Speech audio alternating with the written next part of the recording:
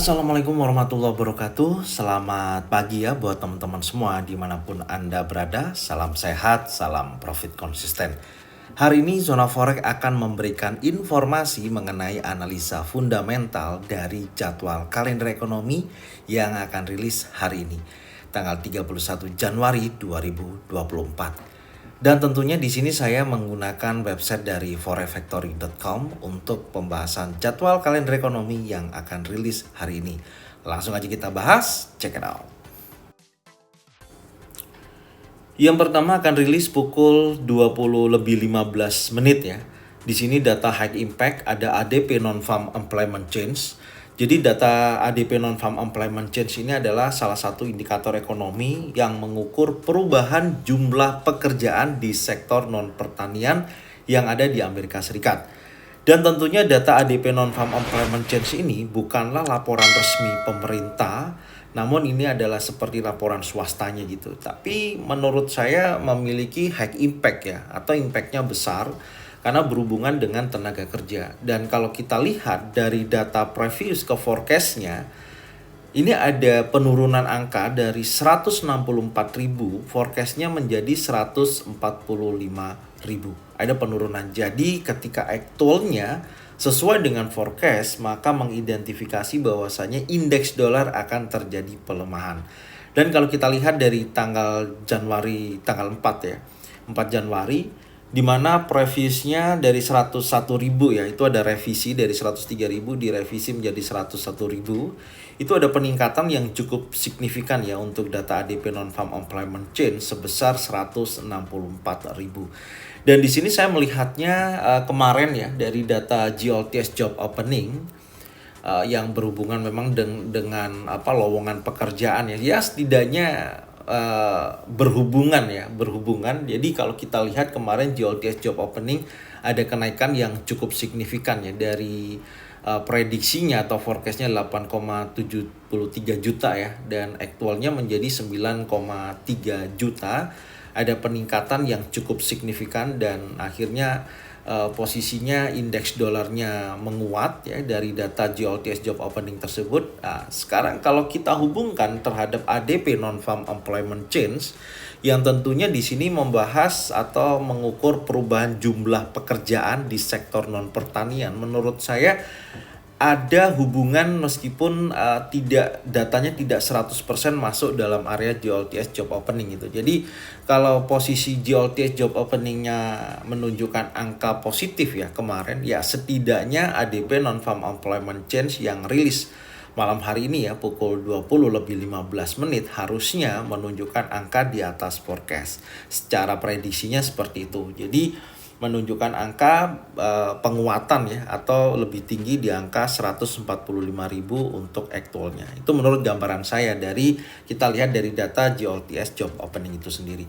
Jadi kalau kita lihat dari data yang masuk memang diprediksikan ada pelemahan ya terhadap indeks dolar ketika aktualnya nanti mengikuti angka forecast sebesar 145.000 atau angkanya turun di bawah angka tersebut, maka akan menunjukkan negatif terhadap indeks dolar. Oke, jadi ini data ADP non-farm employment change yang bisa saya sampaikan. Dan selanjutnya saya akan membahas data berikutnya adalah employment cost index. Check it out. Oke, berikutnya akan rilis pukul 20.30 ya. Ini juga data high impact yaitu Employment Cost Index.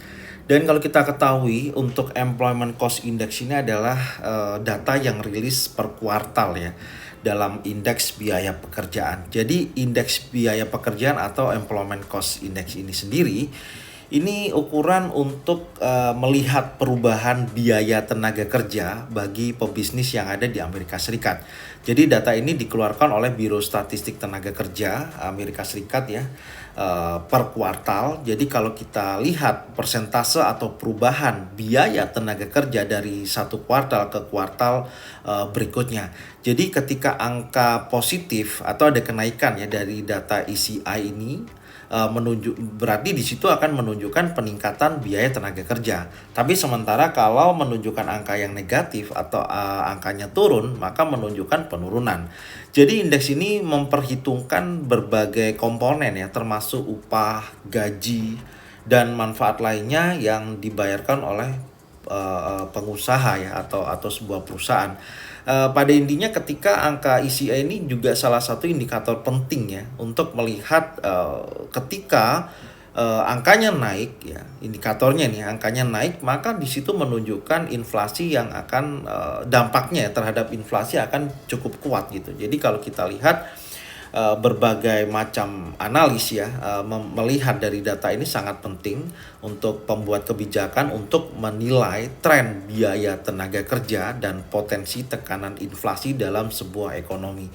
Jadi ini juga sering digunakan ya indikator ekonomi seperti indeks biaya pekerjaan untuk mengevaluasi kesehatan keseluruhan pasar tenaga kerja dan pembuat prediksi ya tentang tren inflasi di masa depan. Jadi pengaruhnya sangat besar, dan kalau kita lihat angka dari previous ya ke forecastnya, kalau kita perhatikan di sini untuk previousnya kan sebesar 1,1%, dan di sini ada penurunan angka ya dari 1,1% menjadi 1%. Jadi ketika actualnya mengikuti forecast sesuai dengan forecast atau terjadi penurunan, maka negatif ya terhadap indeks dolar itu sendiri, atau indeks dolar akan terjadi pelemahan. Karena kalau kita perhatikan memang secara keseluruhan dari bulan Oktober ya, data yang rilis waktu itu ada peningkatan ya dari 1,0% menjadi 1,1%. Menurut saya sih potensinya sesuai ya, kuartal kemarin naik 1,1%, akhirnya berdampak terhadap inflasi naik 3,4%. Jadi ini merupakan data utama. Kita sih kalau saya pribadi tidak mengetahui seberapa besar untuk aktualnya, tapi setidaknya dengan adanya employment cost index ini besok rilis, kalau memang sesuai dengan forecast yang diprediksikan ada penurunan angka sebesar 1,0% ya untuk aktualnya, menurut saya nanti akan berhubungan dengan salah satunya keputusan dari si Jeremy Powell ya, akan rilis di hari Kamis dini hari mengenai rate suku bunga dan kebijakan moneternya akan disampaikan. Dan tentunya data berikutnya akan berpengaruh terhadap non-farm payroll ya, kemudian average hourly earning ya, itu juga sangat berpengaruh, dan employment rate juga pasti akan mempengaruhi dari kondisi employment cost index ini. Itu gambaran saya. Jadi kita lihat ketika nanti aktualnya memang sesuai dengan forecast, berarti menunjukkan kondisi ekonomi Amerika turun ya, atau indeks dolarnya akan terjadi pelemahan. Tapi kalau angkanya naik, karena kalau kita lihat dari data-data sebelumnya naiknya hanya sebesar 1,2% sampai 1,3%. Jadi kalau naik di atas 1,0%, minimal 1,1 atau 1,2, berarti di situ menunjukkan positif terhadap indeks dolar. Indeks dolar akan terjadi kenaikan. Jadi itu korelasinya yang bisa saya sampaikan. Semoga informasi ini memberikan manfaat buat teman-teman semua dan bisa dijadikan acuan. Tentunya kalau saya pribadi sih, kalau memang kondisi datanya meragukan ya, saran saya jangan transaksi ketika ada news. Intinya seperti itu aja ya. Semoga informasi ini bermanfaat dan teman-teman bisa share ke teman-teman kalian semua. Semoga mereka semua bisa mendapatkan manfaat yang sama. Dan saya ucapkan terima kasih ya yang sudah support channel Zona Forex dengan cara bagian videonya, channelnya ke teman-teman kalian semua. Dan jangan lupa subscribe, like, komen, dan bunyikan loncengnya untuk bisa mendapatkan notifikasi dari Zona Forex. Thank you buat semuanya. Salam sehat, salam profit konsisten. Assalamualaikum warahmatullahi wabarakatuh.